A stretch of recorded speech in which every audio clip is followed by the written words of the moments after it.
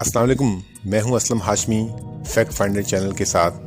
آج ہم دیوار گریہ کے بارے میں کچھ جانیں گے نا۔ یہ مقام دنیا کے قدیم شہر یروشلم یعنی بیت المقدس میں واقع یہودیوں کی ایک اہم یادگار ہے، جس کے سامنے رونا اور گڑ گڑانا اہل یہود کا ایک اہم مذہبی فریضہ ہے۔ ان کے مطابق یہ مقام، جو دراصل ایک دیوار ہے، تباہ شدہ ہیکل سلیمانی کا بچ جانے والا حصہ ہے، یہ یہودیوں کے لیے اسے مغربی دیوار بھی کہا جاتا ہے۔ قدیم شہر یروشلم میں واقع یہودیوں کی اہم مذہبی یادگار، یہودیوں کے بقول 70 عیسوی کی تباہی سے ہیکل سلیمانی کے ایک دیوار کا کچھ حصہ بچا ہوا ہے، جہاں 2000 سال سے یہودی زائرین آ کر رویا کرتے تھے، اسی لیے اسے دیوار گریہ کہا جاتا ہے، جبکہ مسلمان اس کو دیوار براق بھی کہتے ہیں۔ اس دیوار کے قریب ہی یہودیوں کی ایک اور مقدس ترین عبادت گاہ ہے۔ یہودی مذہب کے مطابق یہ دیوار مقدس کی باقیات میں سے ہے اور اس لیے یہودیت کے مقدس مقامات میں سے ایک ہے۔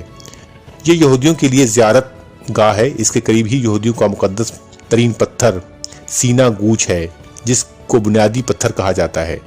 یہودی ربیوں کے مطابق اس مقدس پتھر کے اوپر کوئی یہودی پاؤں نہیں رکھ سکتا، جو ایسا کرتا ہے وہ عذاب میں مبتلا ہو جاتا ہے۔ یہودیوں کے عقیدے کے مطابق یہ پتھر دیوار گریہ کے بالکل مخالفت سمت میں واقع ہے، القاص آبشار کے سامنے واقع ہے۔ یہودی روایت کے مطابق دیوار گریہ کی تعمیر حضرت داؤد علیہ السلام نے کی۔ دراصل مسلمان اس دیوار کو یوں مقدس سمجھتے ہیں کہ اس دیوار کو واقع معراج سے نسبت ہے۔ معراج کی رات ہمارے پیارے نبی حضرت محمد مصطفیٰ صلی اللہ علیہ وآلہ وسلم کا براق بھی اسی مقام پر آ کر رکا تھا۔ حضرت عمر رضی اللہ عنہ کے دور میں نہ صرف تمام شکست خوردہ عیسائیوں کو عام معافی دے دی گئی تھی، بلکہ یہودیوں کو بھی برابری کے حقوق دیے گئے تھے۔ قیدیوں کو رہا کر دیا گیا تھا۔ ہیکل سلیمانی کی مغربی دیوار سمیت تمام علاقوں کو مقدس قرار دیا گیا تھا۔ یہودی آج تک اس دیوار کو ہاتھ لگا کر گڑ گڑاتے ہیں اور روتے پیٹتے ہیں، توبہ اور معافی طلب کرتے ہیں۔ مغربی دیوار کا تازہ ترین سروے یہ بتاتا ہے کہ دیوار مضبوط اور توانا ہے۔ اس کی دیکھ بھال اب یہودی خود کرتے ہیں۔ اب یہی دیوار ان کا قبلہ ہے، لیکن وہ ہیکل سلیمانی کی مکمل تعمیر کے خواہاں ہیں۔